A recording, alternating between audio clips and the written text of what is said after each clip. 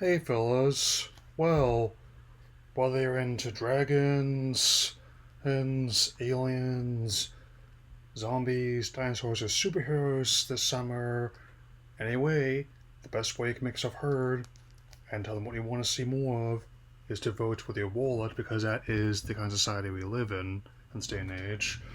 And with that in mind, and with me now taking part in Summer Superman, I wanted to do this video for the 30th anniversary of the show next year here, but I still can. This will be a less formal version, so here I present a Nostalgic Rave on the DC animated universe incarnation and one of my favorite versions of the character in Superman, the animated series. Now, I'm not the only one who thinks this way, since outside the Donnerverse variant, this version is easily among my favorite versions of the character, and also one of my favorite shows when I was younger. I mean, the short list off the top of my head, out of when I was growing up in the 90s, includes the likes of course, Pokemon, Beast Wars, Men in Black, Batman animated series, and Superman animated series, and given the success I had with that last one, it definitely makes sense I'd want to put that energy into their other biggest name at DC, and for my money, and many others, they definitely succeeded. I wanted to have rewatched the entire show, but things kept coming up, and they still are, which I'll be explaining in a little bit. But I definitely did manage to get to the end. We watched the end of the first season, which is the last one I'm on. Even to this day, I'm still like how the Last Son of Krypton multi-parter, which also been combined into like a feature-length TV movie, actually does a great job of adapting in the character and presenting unique origin story. Like you have this first one that I was recently exposed to that had the not just the often more fantastical elements, but also leaning into science fiction elements of the franchise that have been a recurring feature of comics adaptations from day one. And also definitely appreciate the voice casting, especially not just in how they got Tim Daly in the title role, Dana Delaney as Lois Lane, and a pre-Danny Phantom David Kaufman and as Jimmy Olsen, and where here it also includes the likes of Corey Burton, who's a quite good voice actor and often a frequent Transformers alumnus, as Brainiac. We have Brad Garrett in several bit parts, with the longshoreman Bibbo basically being Popeye if he were more out of shape and way less heroic. And one recurring one, we have Clancy Brown as voice of Lex Luthor. And again, he's actually one of my favorite variants of that character. Again, really showing off what I like out of the modern age incarnations, and it's where he has money and wants power and sees everyone and sees others just standing in his way of that power, especially Superman. I also like not only had big rogues like him and Brainiac in the cast, but also being my first introduction to some of the lesser known Phantom Zoners, and also characters like Parasite and Intergang, and also, of course, being my first introduction to Darkseid with Michael Ironside, who's a Paul Verhoeven regular doing the voiceover. See the party Darkseid. Much like with Batman, the idea was to emulate the production values of the classic Fleischer or theatrical Superman cartoons, but present it in a newer context, and it's one that definitely succeeded. A lot of ideas which is still being used in some capacity a day.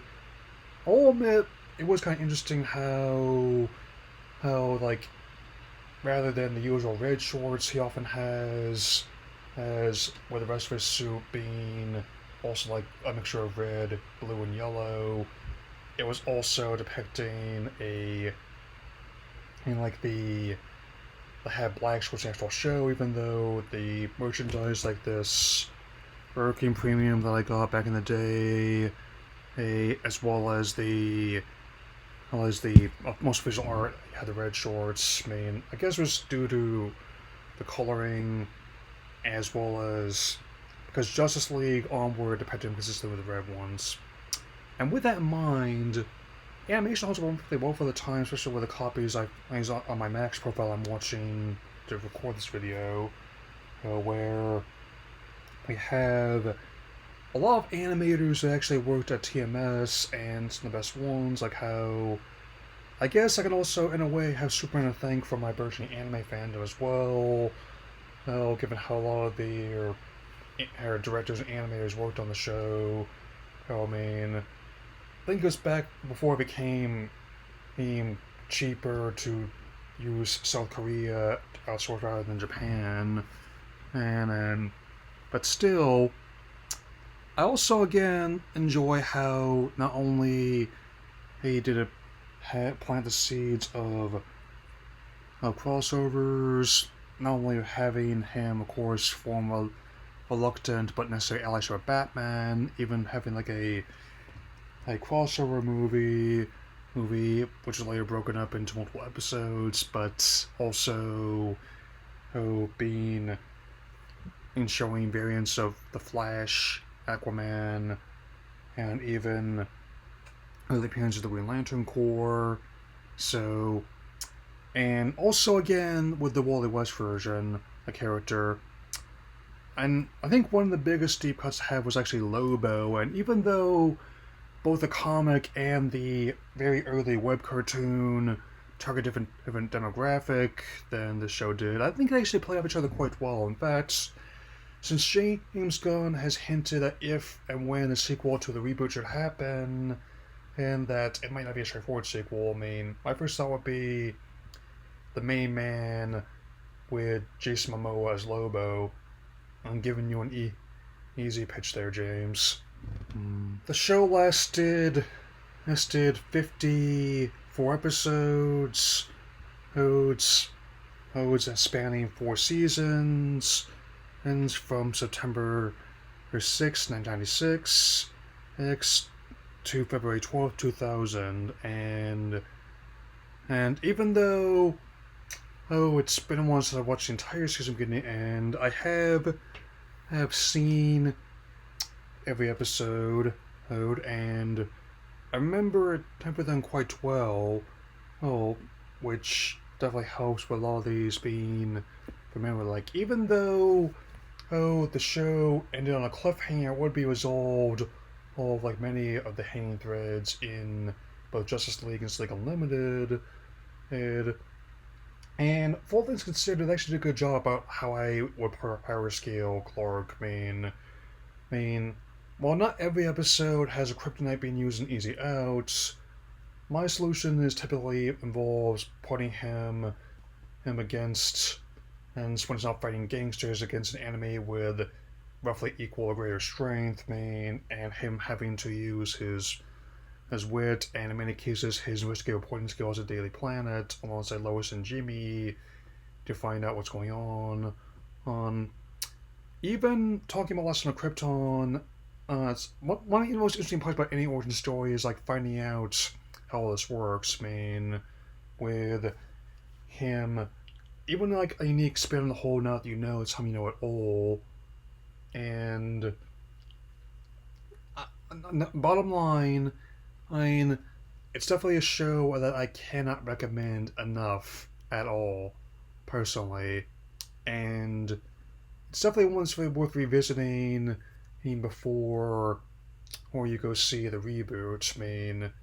And with that in mind, I definitely have other matters to attend to this week that I'm very interested in talking about. So, be that as it may, I'll see you all again soon. So, take care, everyone. Mm.